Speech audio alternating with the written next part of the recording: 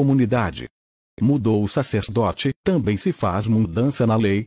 Dízimo bíblico. Refletindo. Pare de ser enganado e aceite a escritura, que está na Bíblia. Vamos aprender na Bíblia, sem isolar nenhum texto nem contexto. Versículo por versículo. Dízimo estudo. É certo dar o dízimo? Iremos falar sobre este assunto agora. Antes de ler, pergunte-se a si mesmo: a qual grupo de pessoas o Criador autorizou a receber o dízimo do povo? Será que é o pastor protestante? O papa? O padre? Os rabis? Os sacerdotes? Jesus mandou quem entregar o dízimo? Aonde? Por quê?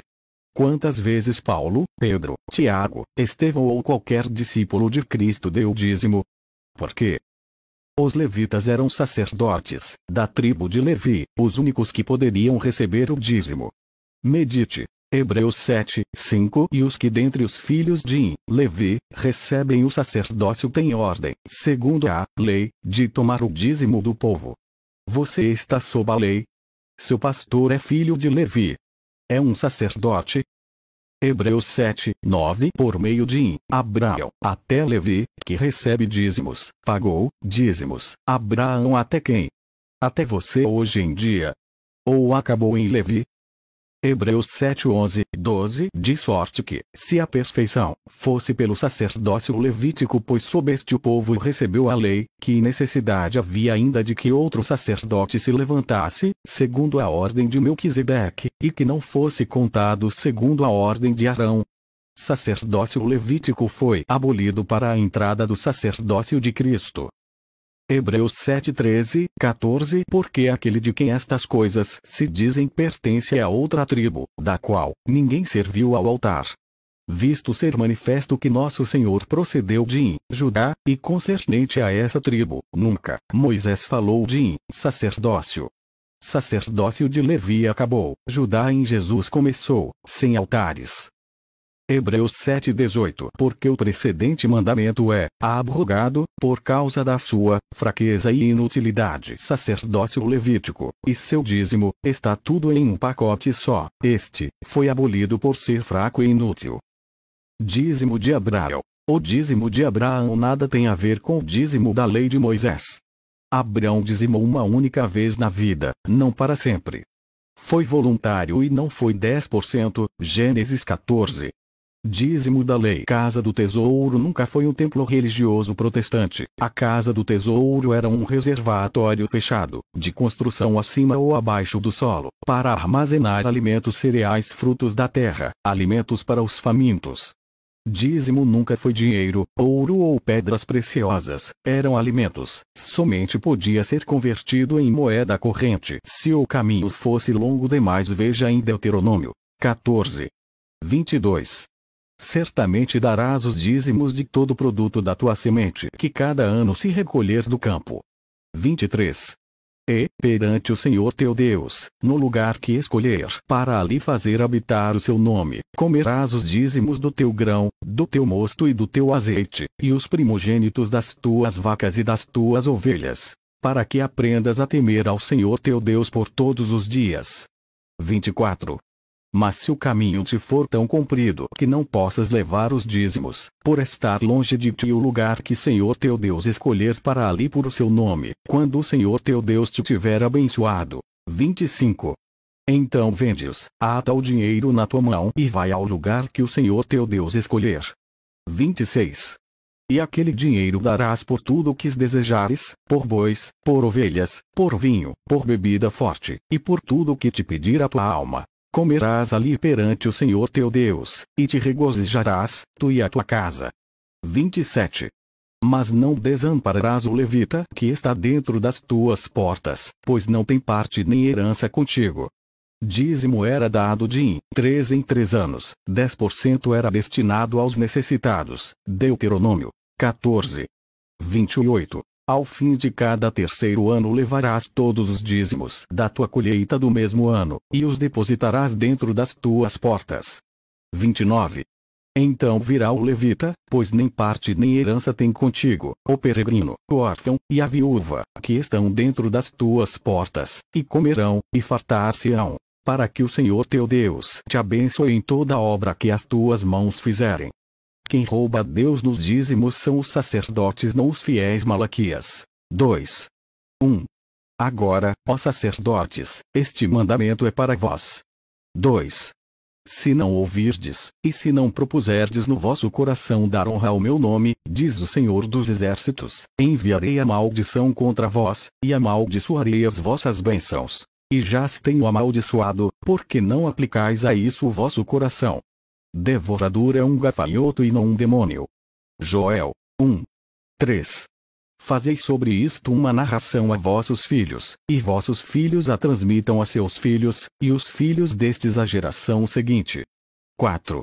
O que a locusta cortadora deixou, a voadora o comeu, e o que a voadora deixou, a devoradora o comeu, e o que a devoradora deixou, a destruidora o comeu. Bênção sem medida é chuva para se obter os dízimos do fruto da terra. Malaquias 3. 10. Parte do versículo, que fala de chuva. Veja. Diz o Senhor dos Exércitos, se eu não vos abrir as janelas do céu, e não derramar sobre vos tal bênção, que dela vos advenha a maior abastança. Ezequiel 34. 26. E delas e dos lugares ao redor do meu outeiro farei uma bênção, e farei descer a chuva a seu tempo, chuvas de bênção serão. 27. E as árvores do campo darão o seu fruto, e a terra dará a sua novidade, e estarão seguras na sua terra. Saberão que eu sou o Senhor, quando eu quebrar os casis do seu jugo e as livrar da mão dos que se serviam delas. Dízimo foi dado exclusivamente para os judeus de Levi, esse costume foi de Abraão até Levi. Hebreus 7. 5. E os que dentre os filhos de Levi recebem o sacerdócio têm ordem, segundo a lei, de tomar os dízimos do povo, isto é, de seus irmãos, ainda que estes também tenham saído dos lombos de Abraão. Somente os sacerdotes de Levi poderiam recolher dízimo, não o pastor. Números 18. 21. Eis que aos filhos de Levi tenho dado todos os dízimos em Israel por herança, pelo serviço que prestam, o serviço da tenda da revelação. 24. Porque os dízimos que os filhos de Israel oferecerem ao Senhor em oferta alçada, eu os tenho dado por herança aos levitas, porquanto eu lhes disse que nenhuma herança teriam entre os filhos de Israel. Para ser dizimista deveria-se guardar a lei de Moisés toda ela. Hebreus 7. 9. E, por assim dizer, por meio de Abraão, até Levi, que recebe dízimos, pagou dízimos. Gálatas 3. 10. Pois todos quantos são das obras da lei estão debaixo da maldição, porque escrito está: maldito todo aquele que não permanece em todas as coisas que estão escritas no livro da lei, para fazê-las. Dízimo era apenas um dos elementos da lei de Moisés. Hebreus 7. 18. Pois, com efeito, o mandamento anterior é abrogado por causa da sua fraqueza e inutilidade. Hebreus 7:28, porque a lei constitui sumos sacerdotes a homens que têm fraquezas, mas a palavra do juramento, que veio depois da lei, constitui ao Filho, para sempre aperfeiçoado. Cristo aboliu a lei de Moisés na cruz, junto com o sacerdócio. Padre, entendeu? Hebreus 9. 16. Pois onde há testamento, necessário é que intervenha a morte do testador. 17. Porque um testamento não tem força senão pela morte, visto que nunca tem valor enquanto o testador vive. Após a morte do testador, que é Jesus, acabou o sacerdócio levita, agora é sacerdote eterno Jesus. A cristandade atual observa essas regras. Dízimo não era praticado pela igreja primitiva. Dízimo nunca foi para cristãos, foi somente para os judeus. Dízimo do protestantismo invencionista e cenista. Baseado no nada. Dízimo no Novo Testamento. Mateus 23:23. Mateus 23:23. Ai de vós, escribas e fariseus, hipócritas! Pois que dizimais a hortelã, o endro e o cominho, e desprezais o mais importante da lei, o juízo, a misericórdia e a fé. Deveis, porém, fazer estas coisas, e não omitir aquelas. Ai de vos quem? Judeus ou cristãos? Esses dois homens eram judeus, estavam debaixo da lei de Moisés, e segundo a lei, eles precisavam obedecer lá até que viesse a promessa, o Messias, para cumprir a profecia em si mesmo, ou seja, até a morte de Jesus, Hebreus 9:17. Nesse momento é dito está consumado e o ministério da lei tem seu fim e inicia-se o ministério da graça. Porque o fim da lei é Cristo para a justiça de todo aquele que crê. Romanos 10:4. Agora responda, quem são os que omitem a misericórdia? O juízo é a fé, mas usam esse verso para perder dinheiro. Porque eles não pedem hortelã, entre comigo então. O pastor da Bíblia nunca recolheu dízimos. Atos 15, a coleta era alimentos para os famintos. Romanos 15:26. E nunca foi para a construção de templos, basílicas e catedrais, muito menos para o sustento de quem tem preguiça de trabalhar. Os discípulos trabalhavam para dar exemplo. E esporadicamente, quando não tinham condições de trabalhar, viviam de caridade, oferta. Me diga, quem deu direito para o pastor protestante, rabi, papa, xamã, macumbeiro e afins recolherem o dízimo? Esses homens são sacerdotes. São da tribo de Levi. São judeus. Eles fazem parte da lei de Moisés. Se não são, então por que recolhe? Dízimos foram para os judeus e não para os cristãos. Ache na Bíblia um cristão que praticavam o preceito da lei dízimo: Paulo, Pedro, Estevão, João. A igreja primitiva não praticava o preceito da lei chamado dízimo. Quando existia coleta era para os famintos, não para manter templo. Resumo: agora você sabe. Dízimo nunca foi dinheiro, mas sim, alimentos para atender os famintos. Em segundo lugar, Abrão deu dízimo uma única vez na vida, para um sacerdote, não para um pastor. Em terceiro lugar, o sacerdote do templo judeu mudou de nome, está disfarçado com o nome pastor que toma dízimos. Sim, porque somente os sacerdotes de Israel poderiam tomá-lo. A lei é clara. Ninguém pode tomar os dízimos a não ser os sacerdotes de Israel. O pastor é sacerdote de Israel. Se for, ele nem pode existir em Cristo, pois o Novo Testamento fundado por Jesus, da tribo de Judá, não há sacerdotes. Todos que vivem pela lei do Velho Testamento, e aceitam o sacerdote homem, negam o sacerdote Cristo, pisam na cruz, faz a promessa vã, o sacrifício aniquilado e ainda cuspem na nova aliança. O dinheiro e a contribuição. Muitos dizem: o templo tem gastos, luz, água, energia, ela precisa da sua contribuição. Como dissemos, Jesus não deu a orientação para que nós construíssemos templos religiosos, ele nos autorizou a reunirmos em qualquer lugar, em casa, na praça, na esquina. Muito fácil entender o puro evangelho, só não entende quem não quer. Se alguém construiu o templo, fez isso por conta própria, portanto que arque com a despesa sozinho. O mandamento é de pregai e não pagar para alguém fazer isso em seu lugar. Pregar é viver o ensino de Jesus, e se possível use palavras, para quem precisa ouvir. Todavia o ideal é que se viva as palavras dele. Tudo o nosso Pai Criador nos deu de graça.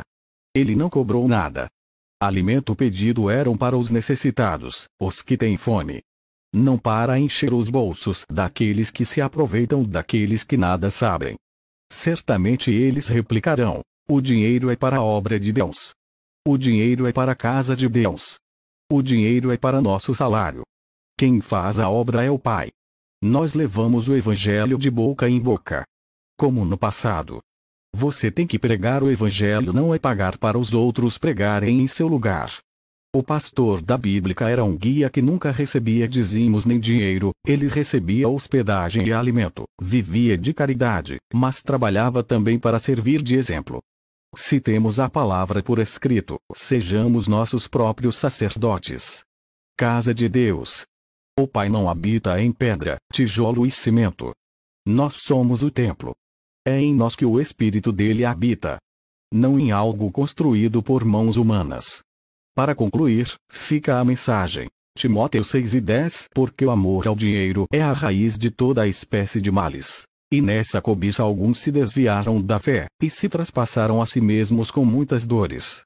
Por isso eles não revelam a verdade às pobres ovelhas alienadas.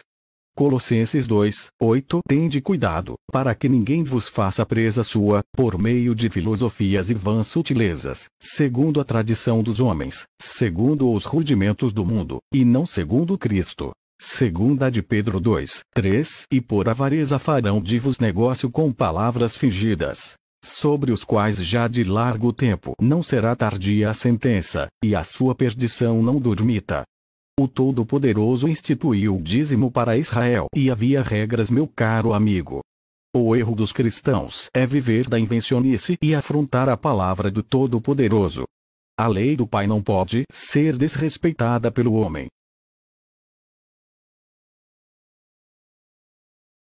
A todos que ouviram e leram sobre esse estudo iluminador da palavra do Salvador, muito obrigado. Nunca mais seja escravo do Evangelho anátema, fomos chamados para ser livres. Repasse este estudo para outras pessoas. Principalmente para aquelas que estão confusas e enganadas nas religiões mentirosas. Lembre-se, mudou o sacerdote, também se faz mudança na lei.